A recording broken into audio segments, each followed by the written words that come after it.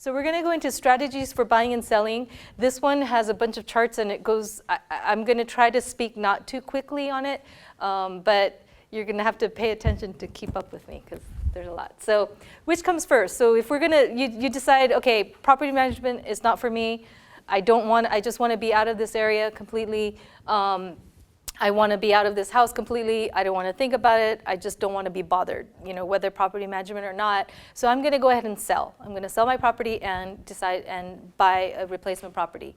So thinking about, so how do I go about doing this? There are a few different considerations that have to do with your financial and your personal situation.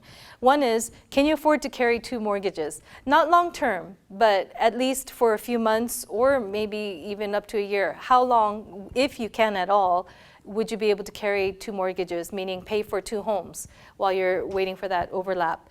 Do you have down payment funds available without selling your house? So separate from selling your house, you do have enough funds available to be able to put a down payment on your new home and be able to close on that. Do you have equity in your existing home? Because there are some ways that, and Ryan's going to go into that, right? So about how you can utilize the equity in your existing home to be able to help you get to the next home. And then do you have a temporary place to stay? Because that could happen. Again, and the biggest concern, one of the biggest considerations that as a real estate agent we can help you with is market considerations. And this you really don't want to ignore. What is the real estate market like in the area of your existing home, and then in the area of the home that you're planning to buy? That's really important to be aware of what's going on in each of those markets, because that will affect what you're going to do. So as I briefly explained in the market update, there are sellers markets and there are buyers markets. Sellers market is traditionally when there's not a lot of inventory, which is what we're having now still, and there may be multiple buyers or multiple offers. So really, it's in the seller's hand. The sellers have the main say in how it happens. So if you're selling in a seller's market, it's great for you, right? Because you're the seller, and so you may have a shorter marketing period. And buyers may be more flexible. So if you need to work out some terms that work for you as you get your replacement home, the buyers might have to be willing to work with you on that. If you're buying, though, in a seller's market, then it may take longer to find a home, and sellers may be less flexible, right? That makes sense? So the buyer's market, just taking that same logic and flipping it, if you're selling in a buyer's market, you're going to have a longer marketing period, most likely, and then buyers may be less flexible. So they might not want to really be ready to work with you because the ball's in their corner. If you're a buyer in a buyer's market, then it's quicker to find a home, and sellers may need to be more flexible. They may be willing to be more flexible to get you in there. Ideally, the strategy will be based on the process which takes longer. Right, because that's that piece that you might not have as much control over. So which comes first? I'm going to just go into 2 different scenarios. The seller's market to a seller's market is a lot of what we've been seeing in the last few years. It is shifting a little bit in some areas in the peninsula. But seller's market to seller's market. So what if, so again, if you're a seller, then it's shorter because you're in seller's market. So this marketing period will be short, and then this is escrow, just from you get your offer, you accept an offer, and then what it takes to close. And then if you're buying, it could take longer to buy if you're going into a seller's market, right? So your finding a home process could be longer, relatively, and then we're going to call escrow about the same for now. So this is just a little, so we're going seller's market to seller's market, just keeping that in mind. So if you buy first and then you sell, then we're looking at a long buying period, potentially. You get into escrow, and then what you can do is then you say, okay, I have an offer accepted, somebody accepted my offer, and I'm going to go ahead and put my house on the market now. And this, because you're in a seller's market as well, this is going to be short, right? So this is going to be short, and then you're going to have escrow close. In the meantime, if you don't want to have 2 houses at the same time, in the meantime, what you would do, one strategy that you can use is actually have a contingency and say, when I put my offer in, I would like to make sure that this is contingent on my finding a house. Sometimes that can work because you're saying if you can show that your house is going to sell really quickly, the seller might be willing to work with you on that. On the other hand, if you're in a multiple offer situation, you might be in a situation where they don't want this contingency, because that could mean that you might back out. What happens if you don't sell your house? Yes, we think it will, but what if it doesn't? Then they have to go back on the market, the house that you're buying. I added a little rent back here because what will happen is that you need to sell your house first, close escrow, theoretically get the money for that so that you can close escrow on buying. And then you would need a little bit of rent back time so that you can take care of that overlap and actually move into that house. So I know it's kind of all up there, but that's basically one strategy that people can use. Again, remember that we're in a seller's market. And so what happens is that this rent back here, that might be possible because you're in a seller's market. So you might be able to say, hey, buyer, I like your offer, but I'd like to be able to stay a little bit longer. So up to maybe 2 months. To be able to stay longer just so that I have enough time to move into my new place.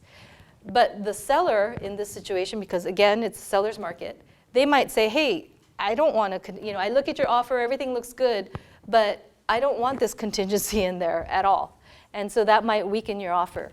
You might also notice here that I added the escrow, that I made the escrow a little bit longer, just to account for the fact that I'm going to need to, if you assume that you get an offer accepted here, then you go on market, maybe you need 2 weeks to get an offer accepted, and then another 2 to 4 weeks to close escrow.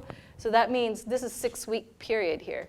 And so I'm going to want to be able to have enough time to close that out because I need the money from here to go here. And if anything's unclear, you can kind of stop me because it's clear in my head, but it's a lot. So if you buy first and then sell, again, this is another way that you can handle it. If you say, hey, I don't need the contingency. I have enough money. I can handle it. What will happen is that it takes a long time to find the home again, get an offer accepted. As soon as offer accepted, go on market, and then close your purchase. Go ahead and close it, and then go ahead and let this sale process progress as normal. What happens then? Well, this red arrow is 2 homes. So you're going to be owning 2 homes for that period of time. If you can handle it, and yes, there are some people who can handle it, then that's an option, but you really need to evaluate whether that's going to work or not. The nice thing about this, though, that it's simple to do. That is simple to do, and sellers will like that. So I actually had a situation with one of my sellers. We put an offer in right around Thanksgiving. And so she was buying in a different area, and still in the peninsula, and a bigger home. So we put an offer, got it accepted right around Thanksgiving. We closed in early December, put her house, and then put her house on the market Christmas, and then got it sold by the beginning of this year, January. So she had about a month where she was actually owning 2 homes. So if you can financially handle it, then that's something that people have done. The issue is, again, not everyone can do that, but it is simple to do because as far as this seller's concerned, you have a clean offer. You're not asking them to come in and wait for you to sell your house. So they like that. And again, it's a seller's market, and so they have the control. Okay, here's another way if you want to sell first now. So we say, okay, I'm gonna do the opposite and I'm gonna sell. Again, it's a seller's market, so this marketing period can be short. And then what you can do, one strategy is to say, when you're looking at offers, you can tell the buyer, hey, I actually need to find a house. I need to find a house that I'm gonna go to. And so I'm gonna make this contingent on finding a home. And that's what this contingent is here now. So contingency on finding a home. Also, I want you to make escrow longer. It doesn't have to be this. This is not to scale. I want you to make escrow longer, and I would like a rent back period as well after we close. So you can bundle all of those in, and believe it or not, there are some buyers who might be willing to go with that. It just depends. They, at the same time, if they have an agent that's representing them that's saying, well, where are they going to go to? Where are the sellers going to? They might be a little bit nervous if you're going into a place where it's hard to find a home. because they might be thinking, well, okay, so I'm going to give you this. I'm going to give you the long escrow. I'm going to give you a rent back. I'm going to give you the contingency. What happens if you can't find anything? Nothing. You just have to cancel. So they don't get anything back. And so now those buyers, in the meantime, they could have gone on and tried to look for homes elsewhere, right? So they might have missed out. Prices might have changed. The one that, so a variety of different things. But this is one way that you can do it. So as soon as your offer is accepted, now you can go out and find a home and then close. Yes? I had a question. So I thought if you're selling a house, it's better like it's empty. Yes. Not, oh, it is, right? It is, yes. So in this case, like you're still living in the house? Yes, in this case, you're still living in the home. So this is all assuming that this is your principal residence. But that's a great question. So home being empty for marketing purposes, that's always ideal because it just makes it, first of all, you can empty it out and you can stage it. Yeah. So that makes it easier. And then it's easier to show. And the whole thing about when you're selling a home is that you want to be able to have as many people come through as possible to increase that exposure to the house, hopefully get more offers, and then you can negotiate to get higher offers and better terms. So in your experience, it matters to be, if it's vacant, you can stage it, you get better price? You can, but it also depends on the market. So if there's nothing else out there, and people are looking and they're anxious, then, again, we're in a seller's market. So, and if your house looks nice, or if some people I walk into and their houses are, spick and span, they look staged almost, so you can get away with it. And again, it just depends on the market. And so I would want to go case by case, but definitely, ideally, it's easier, and it's easier on you if you don't live in the house while you're marketing. It just really is, because yeah, I won't embarrass Greg, but can I bring up your? So Greg and Christine, they actually sold their house while they were living in it.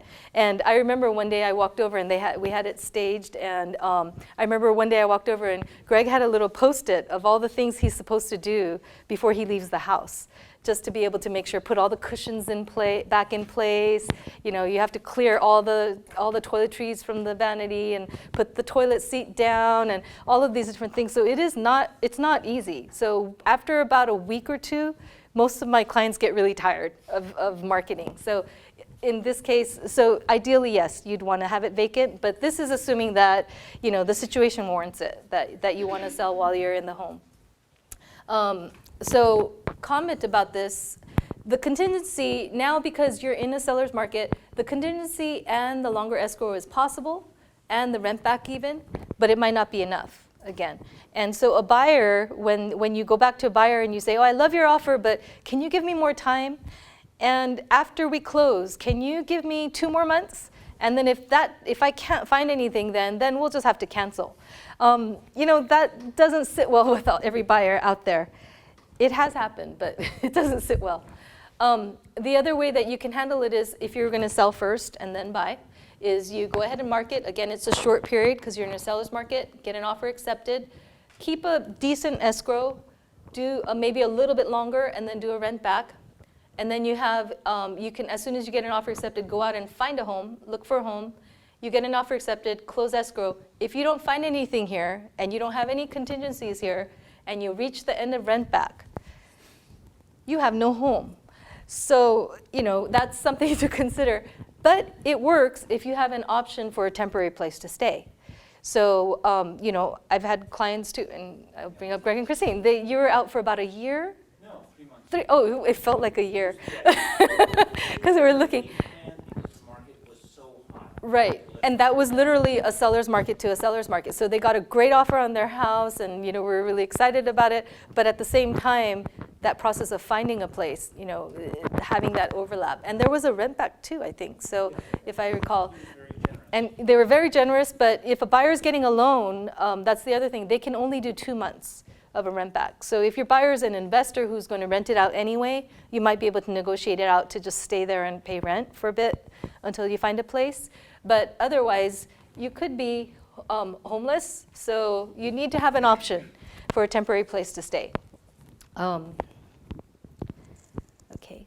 Now, this is a different category. It's a seller's market to a buyer's market. And I'm bringing this up because we are having more people who are kind of fitting that category, because some of the areas, some areas in our area are feeling a little bit more like a buyer's market. And also, if you're planning to relocate out of the area, you might be going into a buyer's market. Which area is that? Which area is that? Not here. Not actually, Southern California is. I've heard that, like, it's been over a year and a half now, that there are areas where it feels like a buyer's market. But how about around here?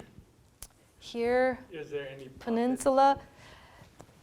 It's house to house? It's house to house. I mean, I would say sometimes, like, say East Palo Alto is sometimes less desirable, but even there it's going well. And we have Facebook that's building a huge campus. We have so many things. So there's not a lot where I would say, oh, that's an outright buyer's market, but there are opportunities now. So that's a good thing, where you're seeing some houses. I guess maybe within the peninsula, one way to think about it is that there are homes that are staying on the market over 30, 60 days. And so you might want to consider that as an option for some people if they're open to it. But say we're going in from a seller's market to a buyer's market. So seller's market, again, the marketing period is short till you get your offer accepted. The buyer's market, it's also short because now the buyer's in the driver's seat. So the buyers are able to find homes. Say there's a lot of inventory, you can pick and choose, write all the offers that you want. Actually, my parents for a while were considering moving to Reno, and they were like, okay, maybe this one, maybe that one. I mean, it was literally, they had a whole pick of where they wanted to be. They could afford to be picky because of that. So there are areas like that. And so if you're in a buyer's market, then now you're in the driver's seat. So finding your home is going to be easier, hopefully, and quicker. So if that's the case, then the strategy, it'll be similar. So now if you buy first and sell, so I say, okay, it's going to be easy to find a place. So I'm going to go ahead and buy, put an offer in, and I'm going to put in that same contingency and have maybe a longer escrow, little longer escrow. As soon as my offer is accepted, I can put my house on the market. It'll sell really fast. I'm going to go ahead and go through escrow, close it here, and then we'll close our purchase there. So literally, I've had times where I've had clients who've done this, although it was still in a seller's market, where we were able to close on a Monday and then on the sale of their home, and then close on Friday for the purchase of their home, because now they had the money. Once the money hits their account or it went straight to title company, then they're able to convert that and close the purchase. So the one thing about that is you do still need that contingency, or you could still write in that contingency. But again, we're going into a buyer's market. And so you can tell the seller, and the seller might be, well, you're my only offer. I guess, you're coming from a seller's market, so I guess I will be okay with that. And that was actually what my parents were considering when they were thinking about it, because they were coming from a seller's market. And so they were actually thinking about doing that, and they put in an offer contingent on the sale of their house, and that was not an issue at all. So we wouldn't imagine doing that here right now.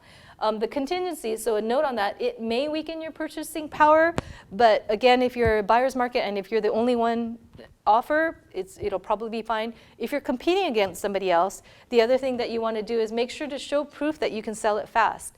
So when I've prepared an offer like that, I would usually have a listing agreement already. I would have a marketing calendar that would show this is what we're going to do. We're going to, as soon as you accept our offer, we're going to be ready by the coming weekend to go on market. And and then the comps, and this is what we're seeing. We're going to be able to sell it within 6 to 10 days or 10 to 15 days, and we're going to be able to get the price that we need for them to be able to close. So if you have that kind of backup documentation, you can actually make it happen. Sorry.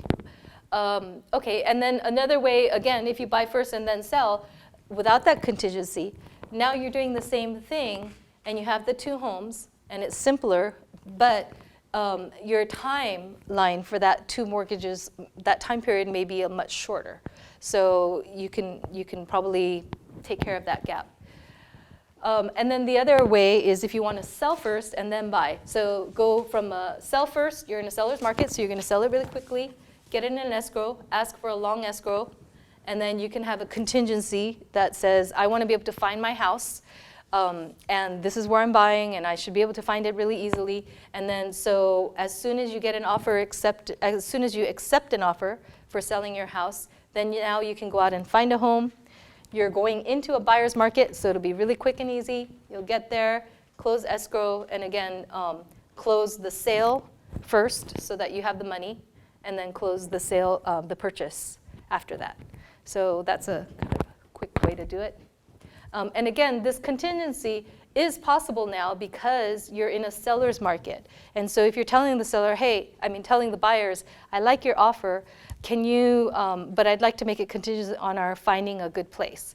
And I'm looking in a place where I can put an offer today, and I'll probably, there are like 20 houses that I wouldn't mind buying, at the price that I need. Then that might make it a little more palatable for a buyer to be able to do that. And the other way to do it, if you're not doing it with a contingency, is you go through the same process, have a rent back, no contingency, and then end up with no home. That works okay, again, if you have, first of all, if you can negotiate out a little more rent back, you can negotiate out a little longer escrow, you know that you're going to find a home fairly soon, and so possibly temporary stay somewhere or go on vacation. That's the other option, because you'll have your money here. So you can go on vacation, go travel for a while, and then come back and find a house. So that would work. And I'm not going to go through these scenarios, but there's also the buyer's market to the seller's market. So again, longer to sell, longer to buy. And those are tricky. So I'm not going to go into it because it's not as applicable for us today, but it's a similar type of reasoning, how you would strategize. And then the buyer's market to the buyer's market, longer to sell and shorter to buy. So and again, so you would go through the same reasoning. Ideally, you would want to use a strategy that makes the most sense on, again, which is the longer process. So if it's going to take me longer to market, I might want to start that one first, because then I'll know what I'm working with, right? If it's going to take me longer to find a home, then I might want to start that first. And if it's going to be about the same, going back to this one, buyer's market to a seller's market, and it's going to take me about the same to do both, then you just have to evaluate other things that are, that come into play. So additional notes. Some things to make sure to keep in mind as you consider what you're going to do is, well, you need time to prepare the existing home for sale. So you need to add that into your timeline. Some people can put it on the market within a week or two. Some people need time to make some updates or repairs. And then if you're going to be staging, that can it takes about a day. Get your photographs done. That'll be another half a day. You put into MLS, all of that. So you need to consider that timeline. And then the second part is the home that you're planning to purchase. Are you planning to purchase one that will need work before you can move in? Because that will make a difference, right? If you're thinking, well, I can get a move-in condition one, it'll be really easy. As soon as we close escrow, I can move right in. Then your timeline will be very easy. But if you're thinking, well, the place that I'm going to, the budget that I have can only allow me to buy homes that will need some work, and that's okay. But if you're going to need to do some of that work before you move in, you have to count for that timing as well. So just to keep that in mind. A couple others is you need to account for differences in your size and type of the property that you're buying and selling. So if you're going from a 2-bedroom condo to a 4-bedroom single-family home, that's, the markets are going to be different, the 2-bedroom condo is going to behave very differently from a single-family home. And again, of course, in the areas as well. And then the final point that I wanted to bring up is just being aware of your seasonal trends, because that can make a difference. So I thought this would be interesting. So this is a buying pattern from 2017 in South San Francisco. What it does is take from January through December, and these are houses sold.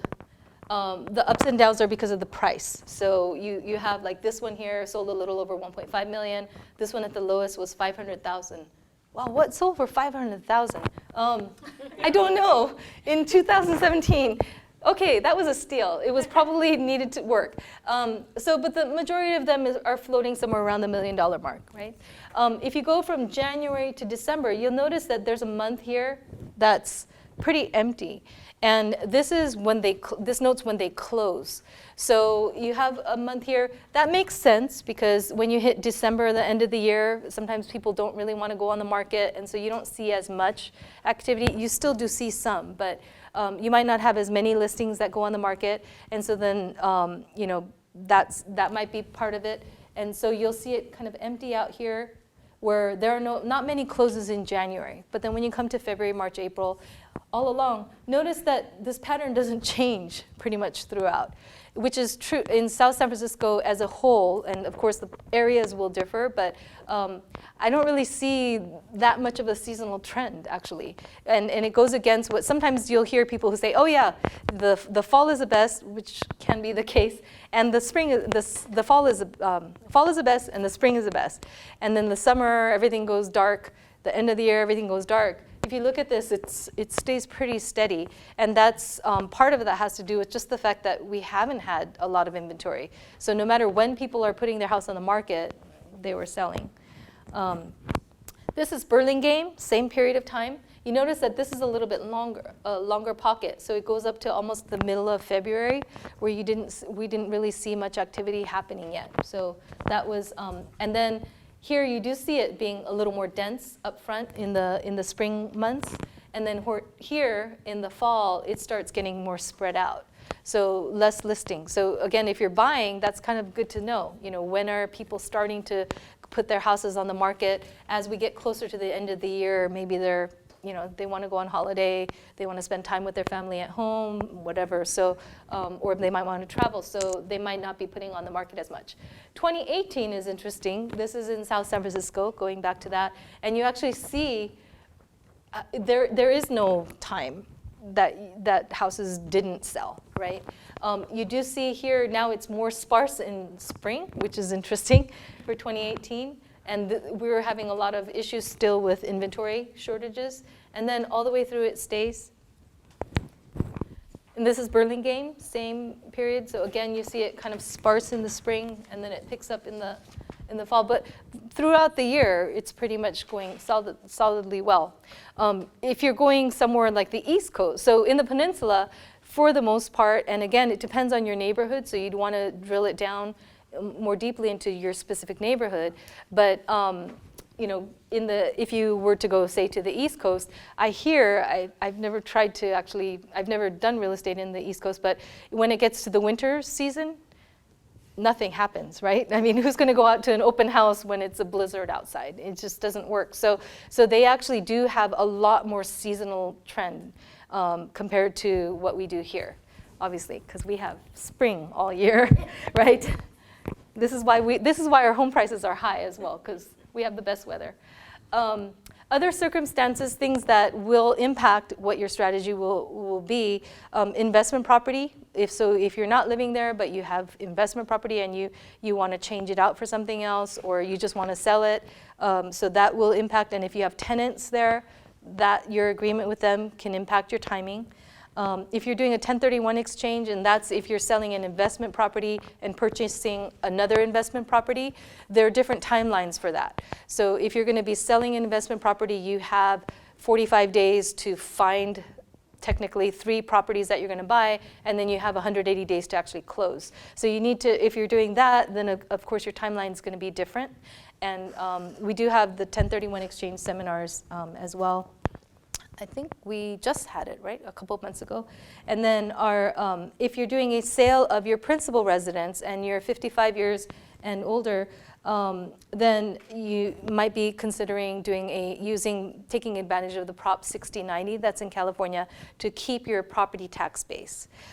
So if you're going to do that, and I was just talking to someone earlier this afternoon who had sold his property, and he's like, well, yeah, I might buy something at some point, and I know that he is an older gentleman, and I said, well, are you going to want to keep your property tax from your previous property? And he said, oh yeah, actually that might be good. And I said, if you're going to do that, then you need to make sure you have to buy your replacement within 2 years, and then there are price constraints as well. So there are different things to keep in mind if you're going to be selling and buying.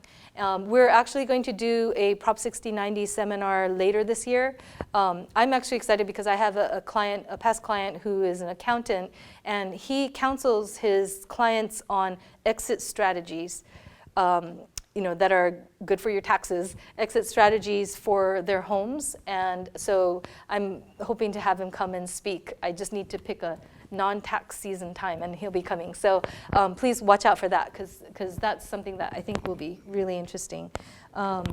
So there's that consideration. So the conclusion, your strategy and timeline, which should you do first? It really depends. It depends on your financial and personal situation, and it depends on the state of the market.